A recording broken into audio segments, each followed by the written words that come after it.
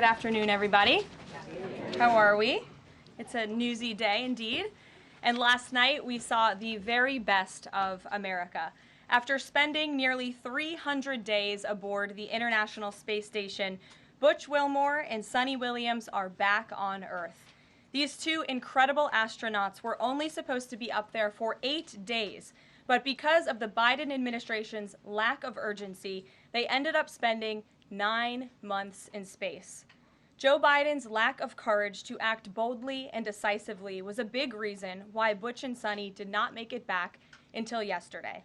But President Trump doesn't waste time. Immediately after taking office, President Trump directed Elon Musk and SpaceX to rescue these brave astronauts alongside NASA.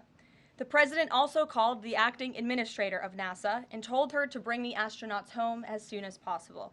As acting administrator Janet Petro said herself yesterday, per President Trump's direction, NASA and SpaceX worked diligently to pull the schedule a month earlier. The president looks forward to welcoming Butch and Suni to the Oval Office when they are recovered. This historic mission brings new meaning to President Trump's promise to always look out for the forgotten man and woman. On another important matter, yesterday, President Trump and President Putin spoke about the need for peace and a ceasefire in the Ukraine war. Both leaders agreed this conflict needs to end with a lasting peace and also stressed the need for improved bilateral relations between the United States and Russia. President Trump also spoke with President Zelenskyy this morning to align both Russia and Ukraine in terms of their needs and requests.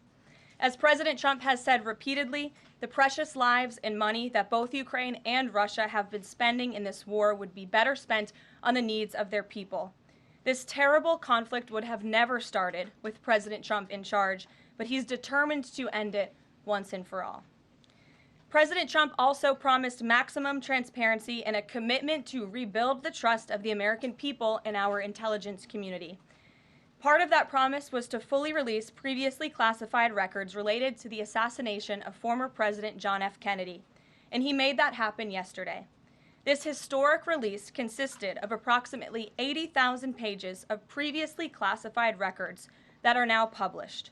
The records are available to access either online at archives.gov/JFK or in person, accessible to the American people at the National Archives in College Park, Maryland. Records that are currently only available for in-person viewing are being digitized and will be uploaded in the coming days. On another note, positive economic data continues to pour in, showing the immediate impact of President Trump's pro-growth agenda.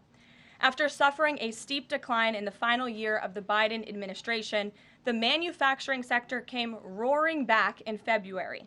Industrial production surged in February, these are new numbers, 3 times at a greater 3 times rate than the expectations to its highest ever recorded level. And President Trump's laser focus on massive deregulation and unleashing our domestic energy industry is leading to stabilities for Americans' bottom lines. As Newsweek summed it up today, gas prices are plummeting under President Trump. And the Trump administration continues to make American communities safer through our ongoing mass deportation campaign of illegal alien criminals. Yesterday, FBI Director Kash Patel announced the agency captured another fugitive from its 10 most wanted list, securing the extradition of Francisco Javier Roman Bardeles, a key senior leader of the brutal MS-13 gang. And the brave men and women of ICE also arrested a number of dangerous aliens across the country in recent days. You will see them on this screen. ICE San Francisco just arrested a citizen of Guatemala convicted of sexual battery. ICE New Orleans arrested a citizen of Ecuador convicted of rape in Suffolk County, New York. ICE Atlanta arrested a citizen of Mexico convicted of assault by strangulation. ICE Dallas arrested a citizen of Mexico convicted of assault with a firearm and rape with a foreign object. And ICE Houston arrested a citizen of Guatemala convicted of indecent sexual contact with a child in Texas. These are heinous criminal alien monsters who the previous administration allowed to flood into our country. And every time President Trump and this team deport one of them, our country becomes safer. Finally, before I open it up to questions, I want to tout how successful our efforts have been in filling out President Trump's administration. There have been a record number of 281 Senate confirmed nominations already, with another 280 in process. Here at the White House, OPM and GSA, we have filled 100% of the total number of slots. And this is a record number of placements in the first 58 days of any administration, and a testament to the caliber and the sheer quantity of talented people who want to work for President Trump to make America great again. Here in our new media seat today, we have Katie Pavlich. Katie is the editor of townhall.com, which is a subsidiary of Town Hall Media. It's a leading conservative news and opinion outlet based right here in Washington, D.C., with writers and journalists reporting around the country. Last year, Town Hall Media had 60 million unique users and 1.4 billion page views, with a broad reach on a number of social media platforms. With that, Katie, please kick us off. Thank you, Caroline. Really appreciate it. Sure. Thank you. So given the back and forth with this U.S. District Judge and the administration's use of the Alien Enemies Act, does the President plan to send new and additional flights of Venezuelan gang members, now designated as foreign terrorists, from the U.S. to El Salvador or elsewhere? Can Americans expect to see those flights sometime soon? Americans can absolutely expect to see the continuation of the mass deportation campaign that has been successfully led by this president, Secretary of Homeland Security Kristi Noem, and also our Secretary of State, Marco Rubio. Since you brought up the judges, I would like to point out that the judges in this country are acting erroneously.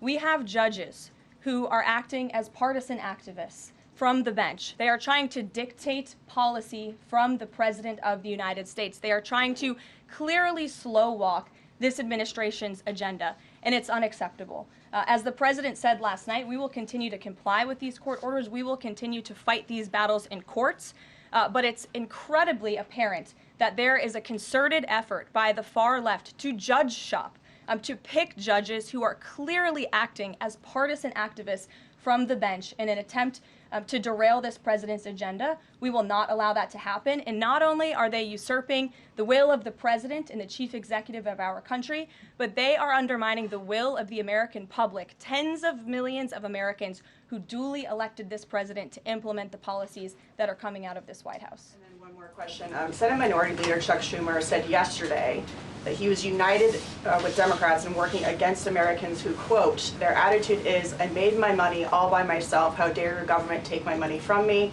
Or, I built my company with my bare hands, how dare your government tell me how to treat my customers? What is the president's response to this, given his upcoming tax agenda and need to work on Capitol Hill? Well, we certainly hope that Democrats all of a sudden are for more money in the pockets of the American public. The president has made it incredibly clear that he is committed to tax cuts. He is committed to passing a big reconciliation package later this year, ending no taxes on tips, taxes on overtime, no taxes on Social Security for our hardworking seniors. And we encourage everybody on Capitol Hill to support that when it comes to the finish line, especially Democrats who clearly need a boost from the American public right now. Their approvals are at an all-time record low. Thanks for being with us, Katie. Garrett. I have one other question, but I want to follow up on Katie's question, actually. You said the mass deportation campaign would continue, but she asked about the flights specifically. Will those flights to El Salvador continue while this case is being appealed? We don't have any flights planned specifically, but we will continue with the mass deportations. And I would just like to point out that the judge in this case is essentially trying to say that the president doesn't have the executive authority to deport foreign terrorists from our American soil. That is an egregious abuse of the bench.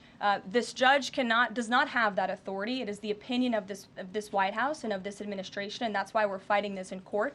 And it's very, very clear that this is an activist judge who is trying to usurp the president's authority. Under the Alien Enemies Act, the president has this power, and that's why this deportation campaign has continued. And this judge, Judge Boasberg, is a Democrat activist.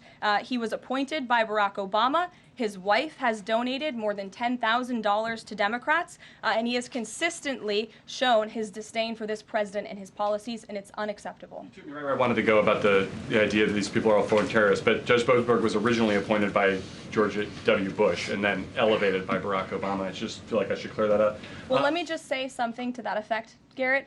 67% of all of the injunctions in this century have come against which president?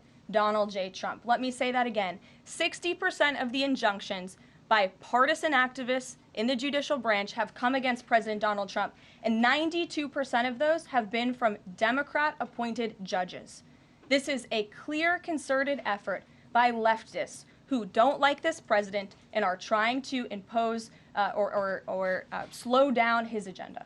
So, given that, do you think it's a good use of Congress's time and the president's political capital to try to impeach and remove a federal judge, which would take 67 votes you're unlikely to get in the Senate? Well, look, the president has made it clear that he believes this judge in this case should be impeached, and he has also made it clear that he has great respect for the Chief Justice John Roberts, and it's incumbent upon the Supreme Court to rein in these activist judges. These partisan activists are undermining the judicial branch by doing so. We have co-equal branches of government for a reason, and the president feels very strongly about that. Jackie. Thanks, Caroline. What options does the president have to, he says he's going to follow court orders. He wouldn't defy a court order, but he's raised these concerns about these judges acting in such a partisan way. What option does he have to ensure that his agenda continues to move forward while this is ongoing and the judges appear to be trying to just block and delay and impede? Well, you're right. They are trying to block, delay, and impede. This is lawfare. The president is no stranger to it. He faced it in his campaign, and this is a continuation of the lawfare that President Trump faced as a candidate, and he's now unfortunately facing as a president. Clearly, these partisan activists in the judicial branch didn't get the memo on November 5th when the American people overwhelmingly re-elected this president to continue with mass deportations. So White House counsel and the Department of Justice are working on this. They're appealing these cases, and we will continue to use the full weight of the White House counsel's office and the president's team of lawyers to fight this in court, because we know we will win, even if we have to go all the way to the Supreme Court. One more on TDA. Andy McCarthy said in an interview with Hugh Hewitt, he certainly agrees with what the president is trying to do with the Alien Enemies Act, but he's not sure that the law is completely on his side. He cites some previous Supreme Court rulings dealing with enemy combatants in wartime, says that even they have a challenge or a right to challenge their detention in court. He raised concern also that while TDA has been designated as a terrorist organization, these individuals hadn't been prosecuted for terrorism. So my question is, will the president ask Congress potentially to declare war on these cartels for the invasion that he's talked about so that he's on stronger legal footing? Well, we absolutely disagree with the legal opinion of the individual that you mentioned. We would not have moved forward with this if we didn't believe the president, this was within the president's executive authority to continue with this mass deportation effort under the authority provided to him under the Alien Enemies Act. And when you read the act, as I did last time at the podium, a predatory incursion is absolutely what has happened with Tren de Aragua. They have been sent here by the hostile Maduro regime in Venezuela, and the president, immediately upon taking office, designated TDA as a foreign terrorist organization. And under this act, it is within the president's authority to deport these terrorists. And anybody trying to defend these terrorists who have now been sent off of American soil should talk to the families of the individuals who these heinous monsters have killed and have raped. If you talk to those families, they are so heartened by the president's decision to take tough action and to use his executive authority, something that no other president has been willing to do, because President Trump does what he says he's going to do, and he is deporting these foreign terrorists from American soil to secure our homeland, and he's within his rights to do that. Jennifer. Very quickly on Tesla, there's a website that's trying to dox Tesla owners across the country and saying they're only going to take down personal information when people show that they've sold their cars. What's the administration going to do about that?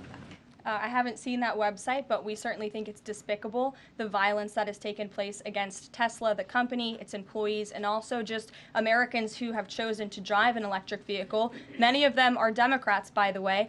Democrats were big supporters of Tesla and of electric vehicles until Elon Musk decided to vote for Donald Trump. So we would like Democrats to also come out and condemn this heinous violence that we have seen, and I believe the Attorney General has said she's investigating these incidents as acts of domestic terrorism. Jennifer. On Ukraine, can you say, is the White House going to pause foreign military aid or intelligence sharing with Ukraine, as Russia says it's pushing for, and then have a follow-up on the Federal Trade Commission? Sure.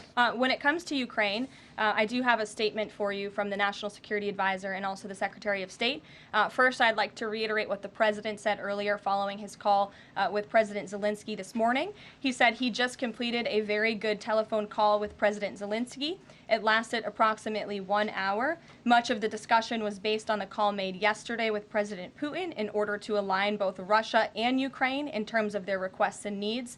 We are very much on track, and I will ask Secretary of State Marco Rubio and Mike Waltz to give an accurate description of the points discussed. That statement will be put out shortly. Well, I have that statement for you right here. Bear with me as I read it.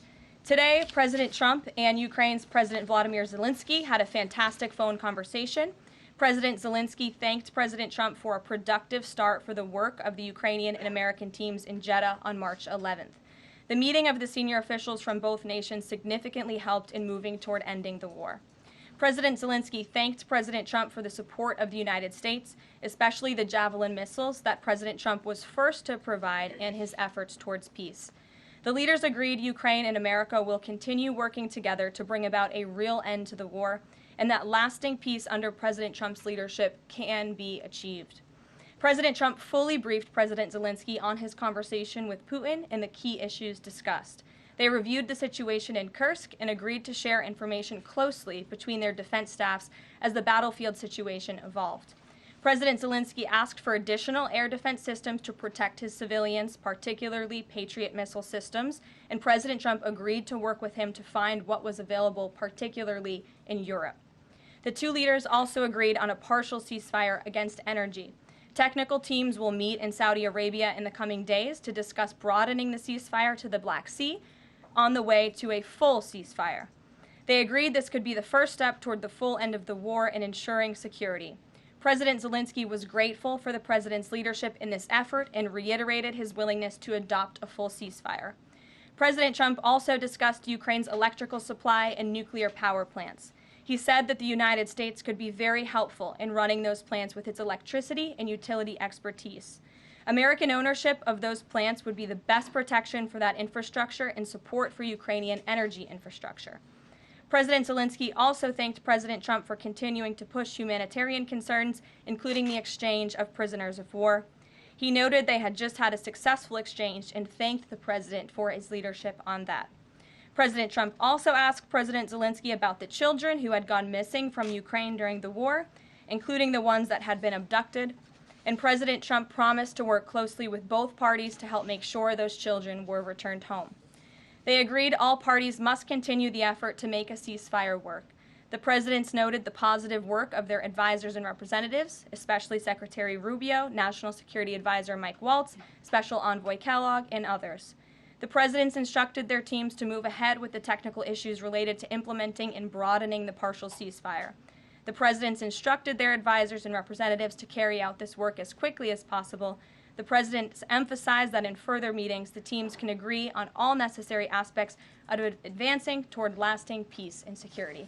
That is a lengthy statement that was just given to me, so thanks for bearing with me. Our office will, of course, provide this after. And as you know, as I just pointed out in the statement, the president's team of negotiators and national security experts will be heading to Saudi again later this week to continue working on and ironing out the details. But I would just like to emphasize we have never been this close to peace, and it's only because of President Trump that we are here. I think a couple of years ago, as you all reported on the war, it was incomprehensible to have a partial ceasefire in this conflict. And today, that is true because of the leadership of this president. So they agreed to closely share information between their defense staffs. Does that mean all intelligence sharing will continue? So the White House is rejecting Russia's request to pause. Intelligence sharing in terms of defense for Ukraine will continue to be shared. Mary.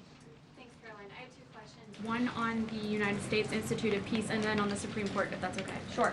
So on the United States Institute of Peace, this is a little bit wild. I understand the old president refused to leave after he was removed from his position. He barricaded himself in his offices, had to be escorted out by police, left the building without Wi-Fi, telephones, elevators, and more, and is now telling media that Doge broke in and illegally removed him. So can you comment on this sequence of events and specify, did Doge illegally enter?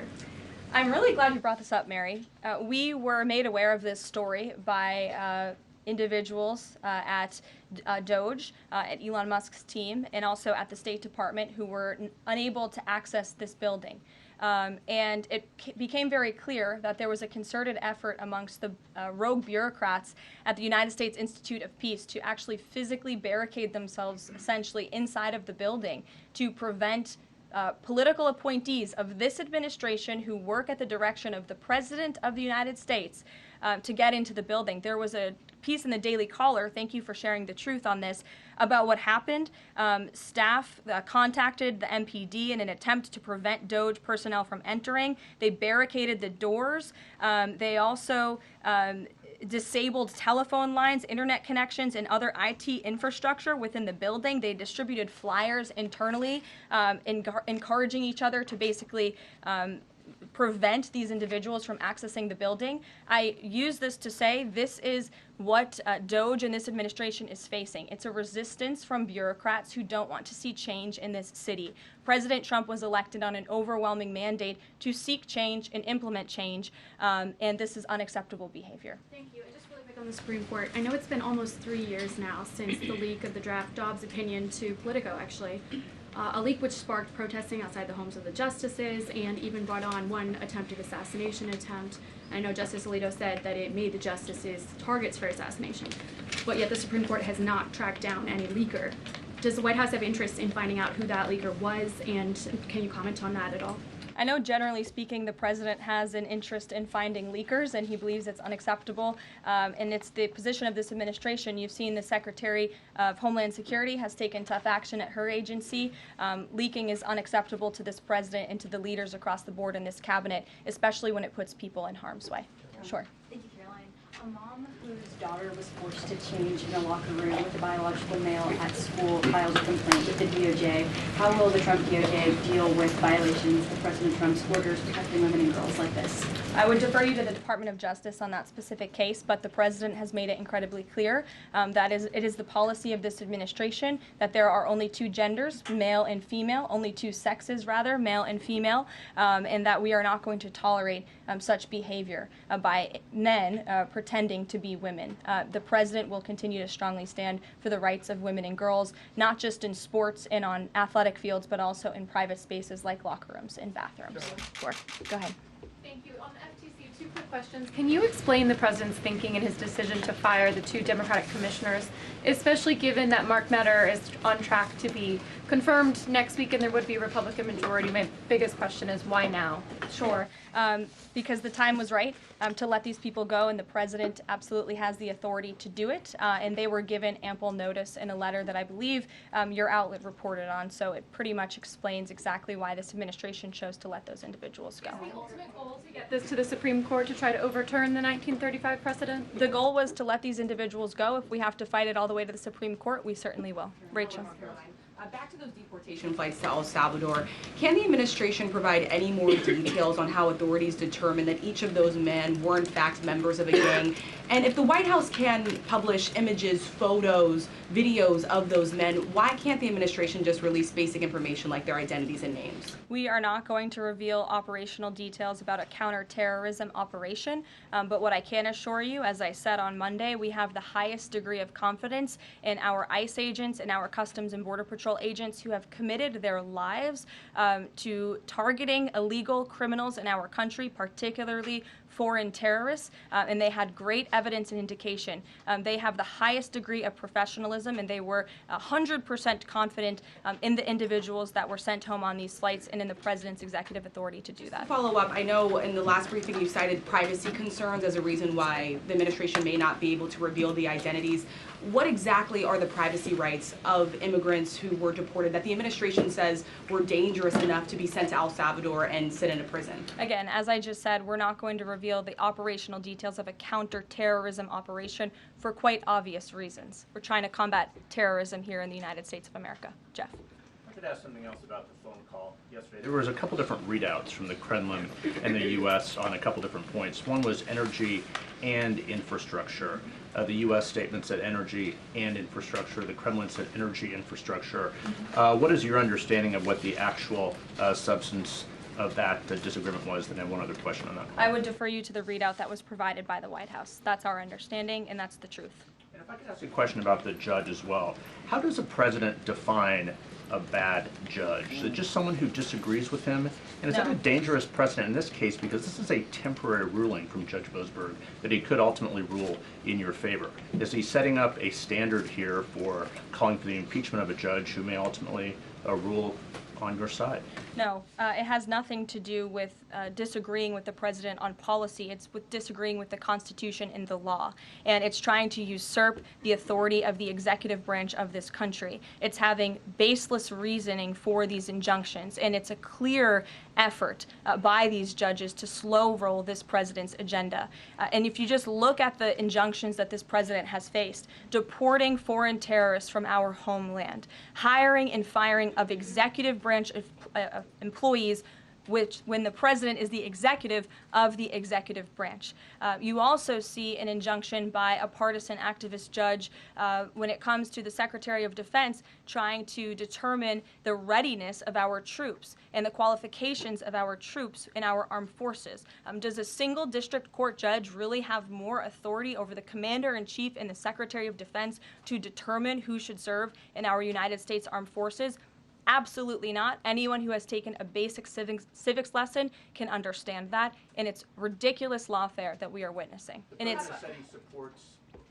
The president said he respects the Chief Justice here. Does he respect him specifically on this case and this opinion, or respects him overall? And has he spoken to any other Supreme Court justices? The president respects Chief Justice Roberts overall. He just expressed that to me in the Oval Office, but it's also quite clear that the Supreme Court needs to rein in these judges who are acting as partisan activists, and they are undermining the judicial branch, and it's a dereliction of duty on their behalf. Deanna, go ahead. Thank you so much, Caroline. On the call with Zelensky, did they discuss the minerals deal at all? Is that back on the table, and what do the Ukrainians have to do to get that back on the table? And then one on the Russia call as well. Again, I just provided a very lengthy readout of the call that was provided by the Secretary of State and the National Security Advisor. And now we have moved beyond the economic minerals deal. We are at a place of peace. We're at a partial ceasefire, and we're moving towards a full ceasefire and a long-standing peace in this conflict. And that's great news for the American public. The Kremlin readout mentioned that Trump and Putin spoke about potential U.S.-Russia hockey games. And the Kremlin readout also said that Russia wanted the U.S. to stop U.S. intelligence and U.S. funding to Ukraine. The president has said that that conversation did not happen.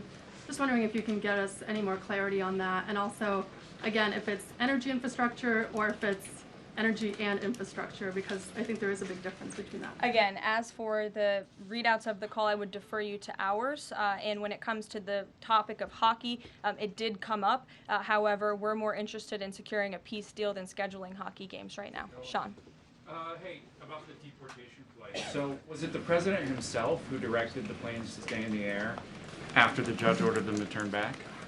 The president invoked the Aliens Enemies Act with a proclamation, which then directed the Department of Homeland Security and the Department of State to move forward with the plan of action. And as I said yesterday, all of the planes that were subject to the judge's written order took off before the order was submitted in court. I was asked and answered that question multiple times yesterday. Kate, go ahead. Is the president still considering pressuring Russia with sanctions or tariffs to try to get a full ceasefire? And is there any kind of deadline or timeline that the White House has in mind for when that pressure might ramp up? Again, the president had a nearly 2-hour-long call with President Putin yesterday. We provided a readout of that call, and we have his negotiating team heading to the Middle East this week to continue these discussions in regards to sanctions and any other details. I'm not going to give a readout of those from this podium. And on TikTok, is Oracle the leading contender for a deal? And would the U.S. back a deal that keeps TikTok's algorithm and the underlying technology still in Chinese hands? As President Trump does so well, we don't get ahead of ourselves when we are in the midst of the art of the deal. So when the president and this team are ready to announce a deal on TikTok, which is a high priority for the president, we will make that known. I've seen that reporting, but I'm not going to comment on it just yet. Sure, go ahead. Thank you, Press Secretary Leavitt. Some prominent Trump supporters have been making the case that Derek Chauvin deserves a pardon. They argue that he did not receive a fair trial. Joe Biden and other Democrats actually implied that he was guilty while the trial was going on. BLM rioters had these jurors under immense threat and pressure. mainstream media, frankly, many news outlets here today are complicit here. They chose to ignore the autopsy report. They chose to ignore the full body camera footage. They decided to slander Derek Chauvin as a racist cop instead. Does the administration believe Derek Chauvin received a fair trial, and will they consider a pardon moving forward? The president has been asked and answered this question. He said it's not something he's considering at this time. Philip. Thank you. Two questions. First, just a follow-up on the readouts from those calls. When it comes to the discrepancies between the U.S. and Russian readout of that call between President Trump and Putin, is it the president's assessment that something is getting lost in translation, or does he believe that the Russians are trying to play games here? Nope. The president believes in his team that put the readout out, and he also put his own out on Truth Social. We've been incredibly transparent about all of the president's calls with foreign leaders, and again, I would defer you to the readout. And then following up Michael. on... Thank you, Karoline. White House said yesterday that gas prices across the U.S. have fallen for the fourth straight week. 34 states now seeing gas under $3 a gallon. This limited ceasefire with Ukraine regarding oil refineries, energy, will that affect gas prices here in the U.S.? Well, it's certainly the president's hope that gas prices will continue to fall, and he's working every single day to ensure that we do. As you just mentioned, there's been very encouraging data. Inflation is cooling and gas prices are falling. The president has established a National Energy Dominance Council, and it's ultimately the president's goal, and this administration is working hard on it every single day, to increase our energy production right here in the United States of America, to have a Trump energy boom like we saw in our first term, which will not only lead to lower fuel prices here at home, but also lessen the rate of inflation that was created by the previous administration. One more on Tesla, Caroline. Tim Walz, Governor Walz, saying last night he frequently checks Tesla stock, in doing so to, quote, give me a little boost during the day. How should Americans view politicians who take pride in the downfall of an American car company? I think that's quite sad, but I think Governor Walz unfortunately is living a sad existence after his devastating defeat on November 5th. Reagan, go ahead. Thank you, Caroline. Across the country, Tesla cars are being lit on fire, dealerships are being shot up, Molotov cocktails are being used. There was a website posted yesterday that shared the addresses of private Tesla owners and reportedly had Kash Patel's information on it. AG Bondi has called this acts of domestic terrorism. Does the White House have any indication that this is some sort of coordinated movement, or that it's being funded by some outside group? And do you know if the investigation by the DOJ is being investigated as incidents of organized terror? I believe the Attorney General has made her comments clear on that. She is investigating these events as acts of domestic terrorism, and we fully condemn them. And as I said earlier to Jackie's question, we think it's despicable what is happening to not just this American company, but also their innocent employees. And again, innocent Americans who drive these vehicles. And we condemn it wholeheartedly. Sure. More than 24,000 workers in 18 agencies are in the process of being reinstated. What is your message to these workers, and can you assure them they won't be fired again as the administration directs agencies to do more layoffs? Well, the administration is complying with the court's order. Again, as I have spoken about repeatedly, we think it's despicable that we have judges acting as judicial activists, partisan activists, trying to dictate who the President of the United States, the executive of the executive branch, can hire and fire. We have never seen anything like this. We are fighting this in court, and we will continue to fight it all the way to the Supreme Court if we have to.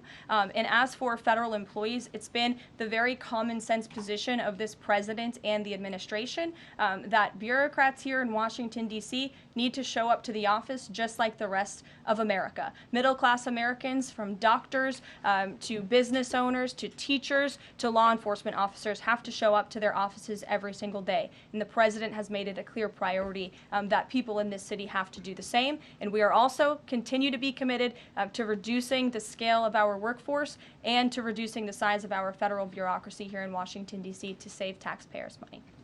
Annie, go ahead. Thanks so much. In the statement that you read, you referenced the president's interest in helping return Ukrainian children to their parents and to their families.